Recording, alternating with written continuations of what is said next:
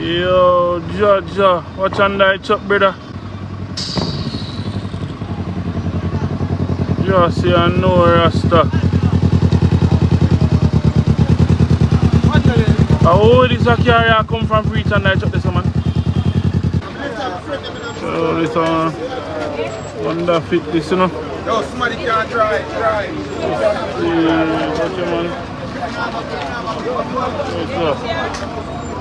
Yeah, move that way. No, sir. She dead now, she dead. The man dead, the man dead, brother. The man that brother. Rascal! Brother! The man that. No man gone home, you know, man.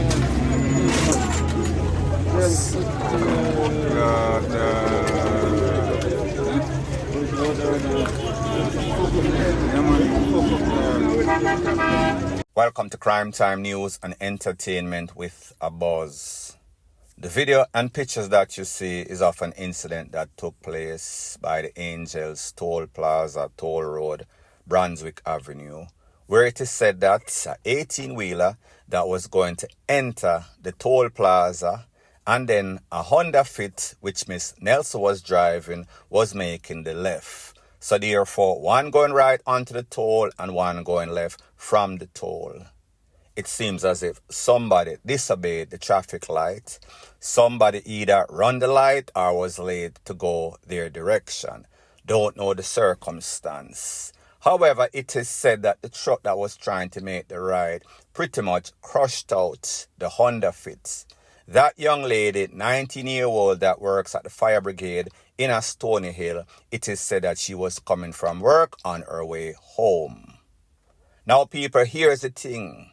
Based on information that I am getting not verified, it is said that about a year ago in a Ocho race, there was a firefighter that was there filling up the truck with water and some sorts of cooling down operation when an individual in a vehicle slammed right into him. He was pinned under the vehicle caught on fire. Cannot validate or verify. However, what we do know is that in the past couple of weeks or so, if you know about the story about that person, his name is Mr. Murray.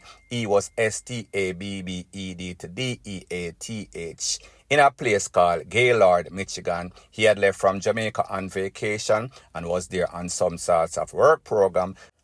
There was some sorts of physical altercation with an ex-Jamaican, that Jamaican Stabb Mr. Murray up.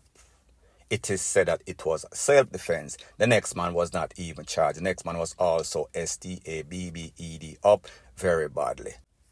So we see that the fire brigade is in mourning once again. People at the end of the day, like I said, it seems as if persons on the road, they are very distracted. It seems as if persons do not obey the stop signs or the stop lights. And this is the case. In this case, this could have easily been avoided. A lot of times, like I said, people are on their cell phone. A lot of times, these truck driver, 18-wheeler, they are driving as if they're on the Autobahn, especially when they are driving some sorts of 18-wheeler. So we're talking about DEADLY force. And such is the case. In this case, point blank and period. So the next thing that is popping in the news, it is called Another One Bites the Dust, Justifiably So. This one is called Karma Finally Caught Up to Him, and Justifiably So. I am speaking about a young man known as Carlington Tommy Godfrey. He was taken out by the Popo a couple of hours ago, maybe less than a day ago. It is said that the Popo went on some sort of targeted operation. That means that somebody called him and said, listen, you don't know, say a little man we always have on Wanted Wednesday. We see him at the place. They were obviously given the right intel, the right information. They knew exactly where he was. So they went on an operation after dawn. It is said that at about 8 a.m. they entered the premises. When they entered the premises, you know that cliche script. They came under FIRE, took evasive action, wheel and pop off after the smoke clear.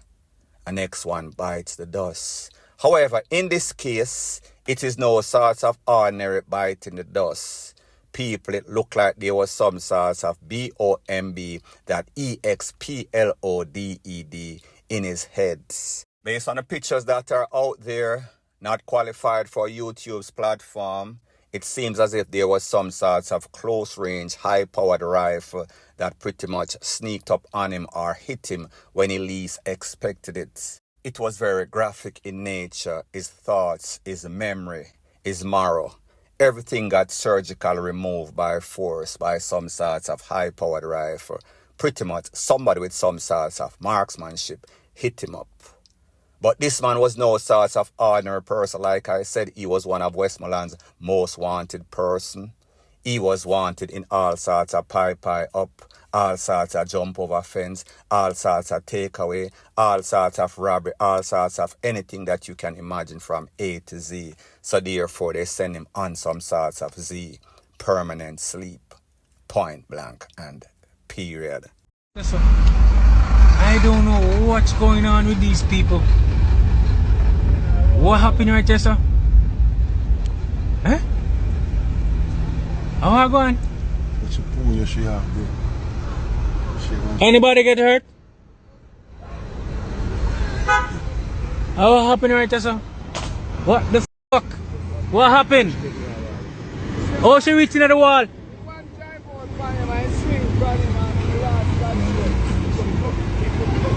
Oh, the fuck that she reaching that wall, brother? Damn.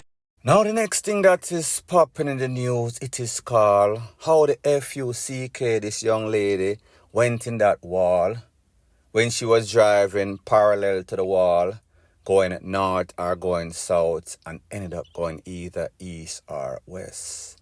It is called Welcome to the Mayhem and Madness on the Roads of Jamaica. Is it the curse of the Mark X looking vehicle? Speed KILLS, like them say. You blaze like lightning, you clash. In this case, crash like thunder. And you heard the taximan explaining everything in intricate details. When it comes to the road, don't know if you want to hear the account of any sorts of taximan, because more than likely it was an ex-taximan that bad drive. This lady, they always seems to be involved in anything that is bad on the road, at least 90% or so. Not scientific, I just give my views. People like me say, this is Jamaica, always expect the unexpected as it pertains to the buffoonery. Point blank and period.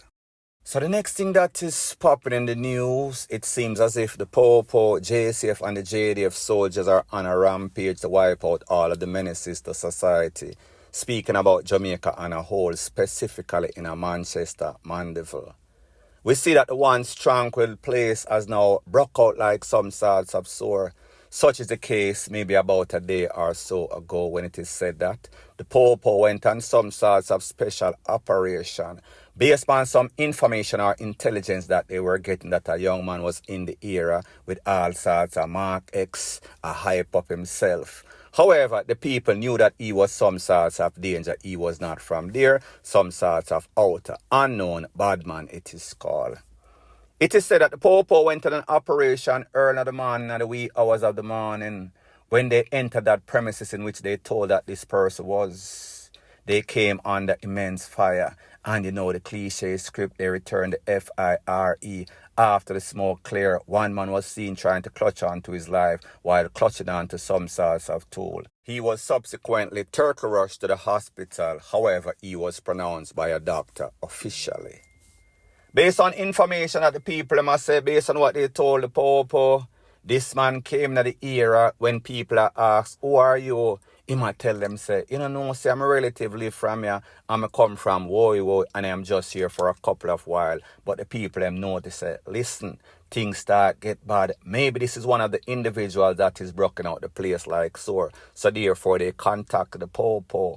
After the pie out, the residents are now talking and they are saying, listen, from this little man coming to the ear, the place kind of tense, the place kind of uneasy. So while it is very sad to see a young man taken out in such a brutal way, that is a sacrifice that we are willing to make, is either him or we. And we were kind of tense. Now that he is gone to the afterlife, hopefully things can get back to normal and people can live them life like they once did in a Manchester until the scammer them come in a town and FUCK up the place.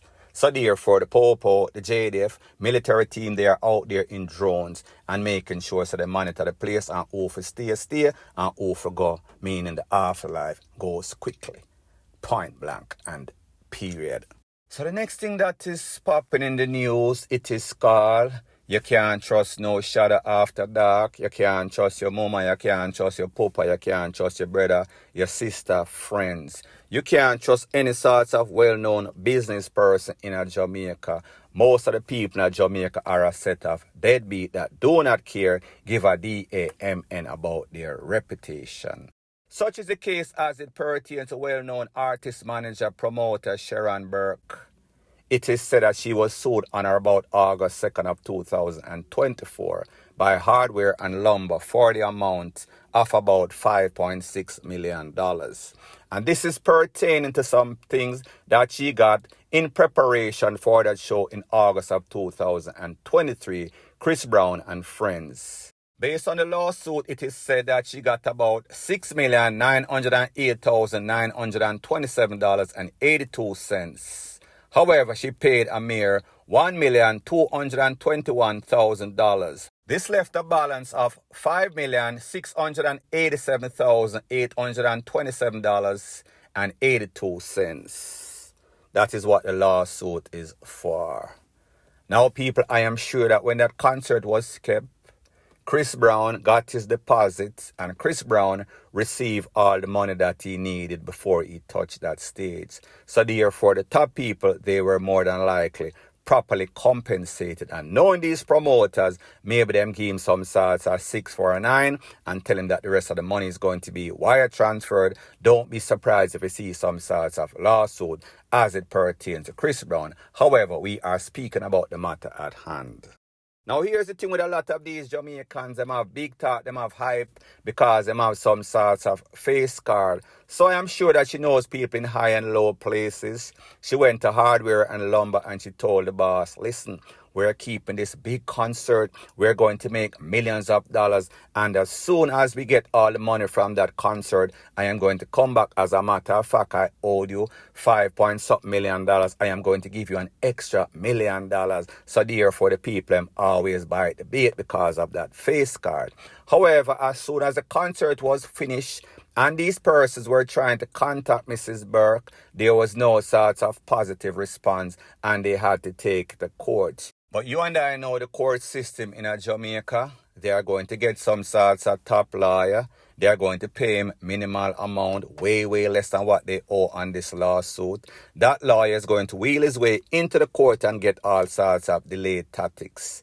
At the end of the day, it is going to be all sorts of postponing, all sorts of backup, all sorts of wait. These people are going to be waiting in vain. Like I said, a lot of these people, they are bad bargain. They are hard to deal with. They are a set of criminals. Will give you a whole bunch of promises, but never deliver. And like I've always said, a promise is a comfort to a fool. And this applies to the government, family, friends, and people with all sorts of face cards. They are all the same. Two peas in a pod. Point blank and period. So anyways, people, thanks once again for checking out my video. If you appreciate videos like these, please show your appreciation by liking, commenting, sharing, and subscribing to my channel. That is how YouTube promotes videos like these to like-minded, sensible persons like yourself. And last but not least, please subscribe to my next channel. It is called Jamaica Dancehall Source. I'll be pinning the link to that channel in the description of this video. Bless up.